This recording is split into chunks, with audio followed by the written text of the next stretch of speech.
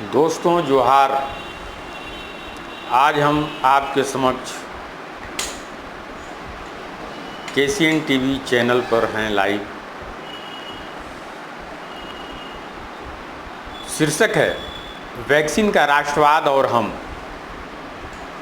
दोस्तों, तमाम आशंकाओं के बीच रूस जब ढोल बाजे के साथ कोरोना वायरस की वैक्सीन लेकर बाजार में उतर रहा है, तब वाल्डेमर हॉफकिन को याद करना जरूरी हो जाता है। हॉफकिन रूस के पड़ोसी देश यूक्रेन में पैदा हुए थे और उन्होंने अपनी ज़्यादातर पढ़ाई रूस में ही की थी। लेकिन हम हॉफकिन को जानते हैं उन दो वैक्सीन के कारण जो उन्होंने भारत को दी थी।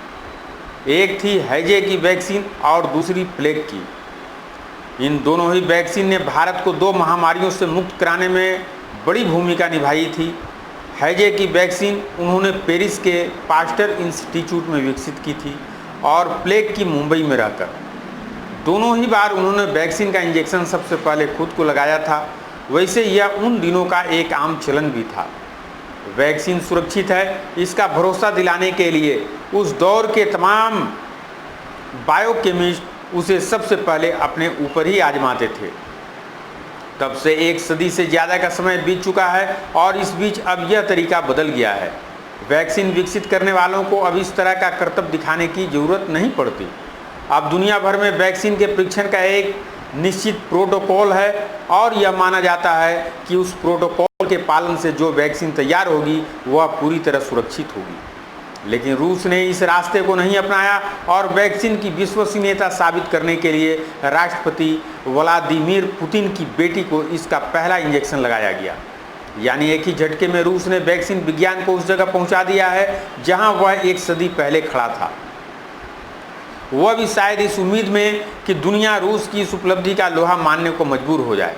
ऐसा सिर्फ रूस ही ने नहीं किया बल्कि कई अन्य देश भी इसकी तैयारी कर रहे हैं। चीन ने तीसरे चरण का परीक्षण किए बिना ही रेड आर्मी के सैनिकों को वैक्सीन लगाने की इजाज़त दे दी है, जहां से अच्छे परिणामों की खबरें भी दुनिया भर में प्रसारित की जा रही हैं। इस बीच खबर यह भी है कि अमेरिकी राष्ट्रपति डोनाल्ड ट्रंप यह चाहते हैं कि अमेरिकी वैक्सीन 3 नवंबर से पहले बाजार में आ जाए,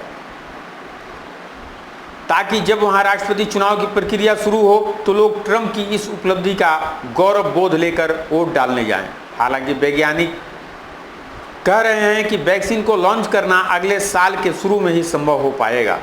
इस बीच ऐसी खबरें भी आई कि रूस, चीन व ईरान हैकिंग करके अमेरिका से वैक्सीन शोध के आंकड़े चुराने की कोशिश कर रखे हैं। वैक्सीन बनाने की इस होड़ को कई विशेषज्ञों ने वैक्सीन का राष्ट्रवाद भी कहा है।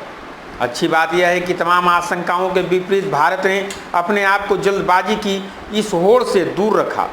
पिछले महीने स्वास्थ्य मंत्रालय ने एक विज्ञप्ति में कहा था कि तीसरे चरण के फास्ट ट्रैक परीक्षण के बाद भारत में बायोटेक की वैक्सीन को 15 अगस्त को जारी कर दिया जाएगा। तभी से यह अटकल लगाई जाने लगी थी कि प्रधानमंत्री लाल किले के अपने भाषण में इसकी घोषणा कर सकते हैं। हालांकि आलोचना के बाद मंत्रालय ने अपने रुख को बदल दिया था, लेकिन अब जब प्रधानमंत्री ने किसी तारीख की कोई घोषणा नहीं की है तो यह साफ है कि भारत ने इसके खतरों को अच्छी तरह से समझ लिया है।